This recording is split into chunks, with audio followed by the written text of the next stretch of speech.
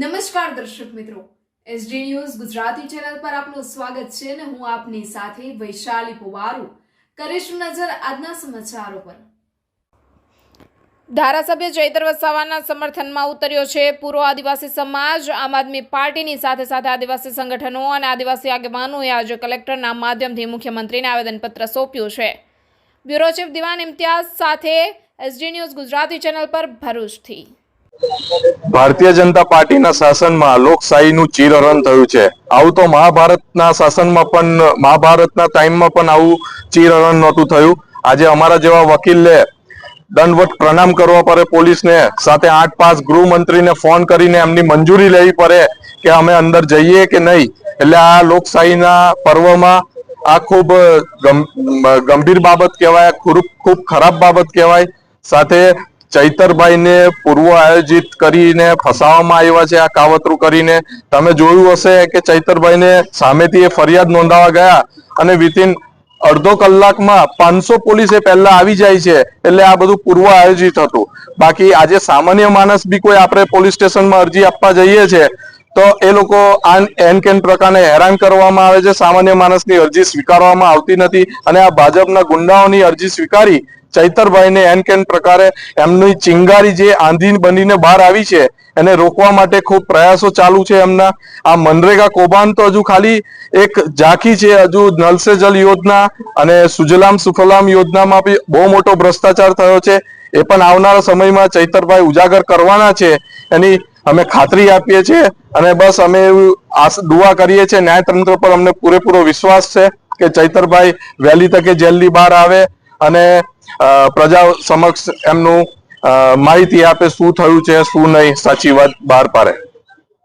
જે રીતે ભાજપની આ ભ્રષ્ટ તાનાશાહી, દમનશાહી, ગુંડાશાહી, હિટલરશાહી સરકારે દેડિયાપાડાના ધારાસભ્ય શ્રી ચૈતરભાઈ વસાવા સાહેબ કે જેઓ હંમેશા લોકો માટે લડે છે, લોકો માટે લડતા આવ્યા છે, ગરીબો હોય, ખેડૂતો હોય, યુવા હોય કે કોઈ પણ હોય, એમના અવાજને દબાવવા માટે ભાજપે ખોટી રીતના જે એફઆઈઆર કરી છે, ખોટી રીતના જે 109 લગાડી છે અને જે એમનો અવાજ આખા આદિવાસી સમાજનો અવાજ દબાવવાનો જે પ્રયત્ન કરવામાં આવી રહ્યો છે એના વિરોધમાં આજે અમે સૌ સમાજના આગેવાનો, પાર્ટીના આગેવાનો, કાર્યકરો બધા જ પક્ષ પાર્ટી ભૂલીને આજે મુખ્યમંત્રીશ્રીને ભરૂચ કલેક્ટર મારફત આવેદન પાઠવવા માટે આવેલા છે। અમારો હેતુ એ જ છે કે આ જે ખોટી રીતના ફરિયાદ જે પોલીસ કર્મીઓ દ્વારા કરવામાં આવી છે, જે રાજકીય નેતાઓના ઇશારે કરવામાં આવી છે, એ લોકો પર કાયદેસરની કાર્યવાહી કરવામાં આવે।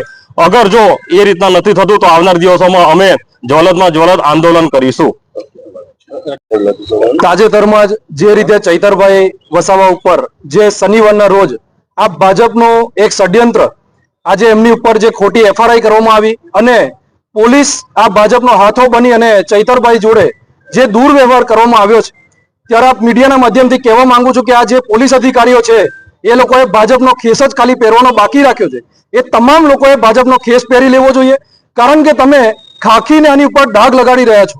ત્યારે આજે આની અંદર ચૈતરભાઈને ન્યાય મળે, 109 જેવી જે ગંભીર કલમ જે બીએનએસની લગાવવામાં આવી છે એ હટાવવામાં આવે અને ચૈતરભાઈને જે બેઇજ્જતી કરી અને એમને જે ગાડીમાં ધક્કા મુક્કી કરીને જે બેસાડવામાં આવ્યા છે એ જ ઇજ્જત સાથે એમને ફરીથી એમને દેડિયાપાડાની અંદર રોડ પર લાવવામાં આવે અને એમની ઓફિસની અંદર એમને પ્રસ્થાન કરવામાં આવે એવી માંગ સાથે આજે મુખ્યમંત્રીને સંબોધી અને ભરૂચ કલેક્ટર સાહેબને અમે આવેદનપત્ર પાઠવવા માટે આવે છે।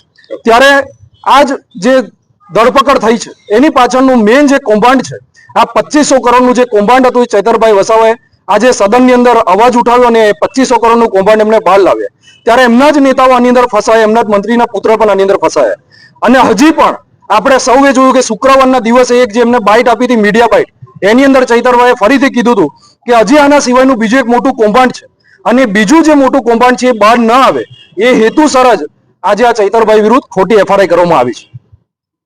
2 દિવસ અગાઉ તાલુકા સંકલનની મીટિંગ ડેડિયાપાડા ખાતે ધારાસભ્ય શ્રી ચૈતર વસાવા પર જે ખોટી રીતના એક તરફી જે એમની પર ખોટી ફરિયાદ કરી અને એમની ફરિયાદ પણ લેવામાં આવી નથી। એટલે એનો મતલબ એ કહી શકાય કે એમનો અવાજ દબાવવા માટે, એમની લડતને કુચલવા માટે આ લોકોએ ષડયંત્રપૂર્વક એમની પર જે ખોટી ફરિયાદ કરી છે એને અમે સખત શબ્દોમાં વખોડીએ છીએ। અને ત્યારબાદ એટલું તો નહીં રહેતા, પછી એમના પરિવારને જે એમનું 6 મહિનાનું થી નાનું બાળક છે એને પણ એ લોકોએ મળવા નથી દીધું અને એ લોકોએ 11 વાગ્યા સુધી એમને ખોટી રીતના કાર્યકરોએ જ્યારે વિરોધ કર્યો ત્યારે એમના પરિવારને મળવા દીધું છે અને જ્યારે એમને કોર્ટમાં રજૂ કરવામાં આવ્યા ત્યારે તાનાશાહી સરકારના ઇશારે પોલીસે એમના વકીલને અને એમના સમર્થનો ને અમને મળવા નથી દીધા. આટલું હદ આ લોકોએ પહેલગામને જ્યારે આતંકવાદી હુમલો કર્યો ત્યારે પણ આટલી એક્શન નથી લીધી જેટલી એક્શન અમને ચૈતરભાઈ વસાવા જેવા સામાજિક આગેવાન પર લીધી છે. ત્યારે અમે આદિવાસી સમાજ વતી આને સખત શબ્દોમાં વખોડીએ છીએ અને ટૂંક સમયમાં જો ચૈતરભાઈને આમાં રિહા કરવામાં નહીં આવે તો અમે ખૂબ મોટું આંદોલન કરી અને સમાજને ગામે ગામે જઈને આના વિશે જાણ કરીશ અને સમાજને રસ્તા પર ઉતરતા વાર નહીં લાગે.